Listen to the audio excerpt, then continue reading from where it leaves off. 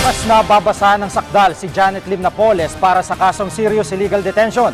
Si Senador Jinggoy Estrada may isisiwalat daw na posibleng magdawit pa ng ilang pangalan sa pork barrel scam. Panawagan naman ng isang analyst, imbis na ilubog sa kontrobersyang Kongreso, dapat itong linisin. Nakatutok si Jam Sisante.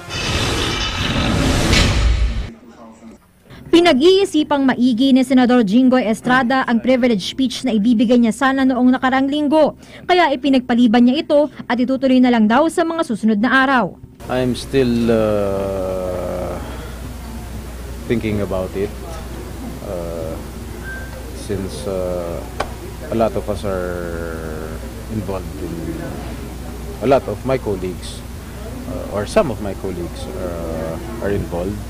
Tumanggi si Estrada na idetalye kung anong isisiwalat niya ukol sa ilang kasamahan. Pero dati na siyang umalma sa direksyon ng investigasyon ng Senate Blue Ribbon Committee ukol sa pork barrel scam. Tila nakatutok lang daw kasi ito sa kanya, kay Senador Juan Ponce Enrile at Senador Bong Revilla na nagbigay di umano ng pork barrel sa mga NGO ni Janet Lim Napoles. Gayong may iba pang questionableng NGO na binigyan din daw ng pork barrel ng iba pang senador.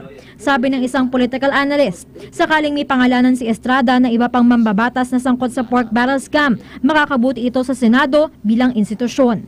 He will not be bringing the House down. He will be cleansing the House. And I suppose what we look forward to is, if that happens, is what kind of solution our lawmakers and our political leaders will offer. Ang dapat lang daw siguruhin pagkatapos, managot ang mga nagkasala at magpatupad ng reforma. Bukas, nakatakdang basahan ng sakdal si Napoles para sa kasong serious illegal detention sa Makati Regional Trial Court. Sabi ng abogado ni Napoles, maghahain sila ng mosyon upang ang hukom na lang pumunta sa Fort Santo Domingo sa Laguna kung saan nakapiit si Napoles. Tututol sila sa paglipat kay Napoles sa Makati RTC dahil hindi sila kumpiyansa sa seguridad para rito.